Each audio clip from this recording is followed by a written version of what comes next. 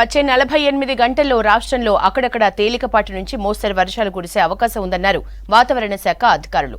రాష్ట్రంపై ద్రోణి ప్రభావం తగ్గిందని తెలిపారు. దీంతో ఇవాళ రేపు పగటి ఉష్ణోగ్రతలు పెరిగే ఛాన్స్ ఉందన్నారు.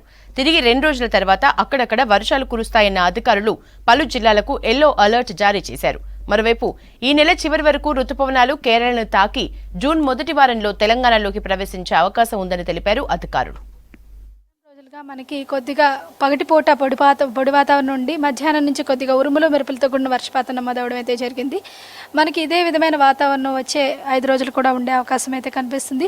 కానీ ముఖ్యంగా వర్షపాత సూచనలు మాత్రం మనకి దక్షిణ తెలంగాణ జిల్లాల మీద ఎక్కువగా ప్రభావం చూపించే అవకాశం ఉంది.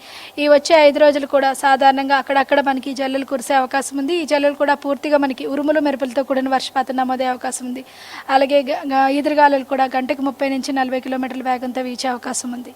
హైదరాబాద్ మరియు పరిసర ప్రాంతాల్లో కూడా ఇదే విధమైన వాతావరణం మనకి ఈ రోజు కొనసాగే అవకాశం అయితే కనిపిస్తుంది. ముఖ్యంగా రంగారెడ్డి, మేడ్చల్, హైదరాబాద్ పరిసర ప్రాంతాల్లో హైదరాబాద్ వరకు చూసుకున్నట్లయితే మనకి కొద్దిగా మేఘావృతమైన వాతావరణం ఉంటూ సాయంత్రం కొంచెం జల్లులు కురిసే అవకాశం ఉంది. రంగారెడ్డి, మేడ్చల్, వికారాబాద్ ఈ పరిసర ప్రాంతాల్లో మనకి అక్కడక్కడ దాదాపుగా ఉరుములు మెరుపులతో కూడిన వర్షపాతం కూడా నమోదే అవకాశం అయితే కనిపిస్తుంది వచ్చే 3 రోజులు కూడా. గ్రేటర్ పరిధిలో చూసుకున్నట్లయితే దాదాపు యాదాద్రి ఉండే ఉప్పల్ ఈ పరిసర ప్రాంతాల్లోని మేడ్చల్, మల్కాజ్గిరి పరిసర ప్రాంతాల్లో కొద్దిగా మనకి వర్షపాత సూచన అయితే కనిపిస్తూ ఉంది.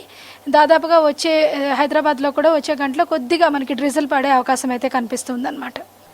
భారీ వర్షపాత సూచనలు అయితే మనకి ఏం కనిపించటం లేదు. బాగా మనకి అధిక వర్షపాతంగా ఉండేటట్టు మనకి దక్షిణ తెలంగాణ జిల్లాలైన వనపర్తి, జోగులాంబ, గద్వాల్, అదేవిధంగా మహబూబ్ నగర్, నాగర్ కర్నూల్ ఈ పరిసర ప్రాంతాలతో పాటుగా రంగారెడ్డి, మేడ్చల్ ఈ పరిసర ప్రాంతాల్లో కొద్దిగా ఉరుములు మెరుపులతో కూడిన వర్షపాతం నమోదే అవకాశం అయితే కనిపిస్తుంది. అలాగే ఈశాన్య తెలంగాణ జిల్లాలైన మనకి భద్రాద్రి కొత్తగూడెం, ఖమ్మం ఈ పరిసర ప్రాంతాల్లోని మనకి ఈ ఉరుముల మెరుపులతో కూడిన వర్షపాతం నమోదే అవకాశం ఉంది. అది మధ్యాహ్నం 2 గంటల నుంచి కొద్దిగా ఇది ఎక్కువగా ఉండే అవకాశం అయితే కనిపిస్తుంది అనమాట. ప్రస్తుతానికి ద్రోణి యొక్క ప్రభావం మాత్రమే జరుగుతున్నాయి. ప్రస్తుతానికి మనకి బంగాళాఖాతంలోని ఒక ఉపరితల ఆవర్తనం కొమరిన్ పరిసర ప్రాంతాల్లో ఏర్పడడం అయితే జరిగింది. ఇది మనకి అల్పపీడనంగా మారే అవకాశం అయితే కనిపిస్తుంది. ఈ అల్పపీడన ప్రభావం చేత అంటే పూర్తిగా భారీ వర్షపాత సూచనలు అయితే ఏర్పడవు, కానీ దీని యొక్క ప్రభావం వల్ల అక్కడక్కడ మనకి ఈ thunderstorm activity CB clouds form అయ్యి అంటే ఉరుముల మెరుపులతో కూడిన వర్షపాతాన్ని అయితే మాత్రం ఇస్తూ ఉంటాయన్నమాట. అదేవిధంగా మనకి ఈ అల్పపీడనం 22వ తారీఖున ఏర్పడే అవకాశం ఉంది. అలాగే అది వాయుగుండంగా మారే అవకాశం కూడా కనిపిస్తుంది అన్నమాట. దక్షిణ తెలంగాణ జిల్లాల మీద దీని ప్రభావం ఎక్కువగా కనిపించే అవకాశం అయితే కనిపిస్తుంది. దక్షిణ ఈశాన్య తెలంగాణ జిల్లాలైన నల్గొండ, సూర్యాపేట, నాగర్ కర్నూల్, వనపర్తి, జోగులాంబ, గద్వాల్, మహబూబ్ నగర్ ఈ పరిసర ప్రాంతాలు, అలాగే మనకి ఈశాన్య తెలంగాణ జిల్లాలైన కొద్దిగా ములుగు, ఖమ్మం, భద్రాద్రి కొత్తగూడెం, మహబూబాబాద్ ఈ పరిసర ప్రాంతాల్లో ఉండే అవకాశం ఉంది. అలాగే హైదరాబాద్ పరిసర ప్రాంతాల్లో ఎల్లుండి కొద్దిగా 22వ తేదీన కొద్దిగా జల్లులు కూడా ఎక్కువగా ఉండే అవకాశం అయితే కనిపిస్తుంది. అయితే ఈ వారం రోజులు కూడా ఉత్తర తెలంగాణ జిల్లాల్లోని కొద్దిగా గరిష్ట ఉష్ణోగ్రతలు నమోదయ్యే అవకాశం అయితే కనిపిస్తుంది. ప్రస్తుతానికి మనకి ఆదిలాబాద్ జిల్లాలో 40.8, 41 డిగ్రీల పైన ఉష్ణోగ్రతలు నమోదవుతూ వస్తూ ఉన్నాయి.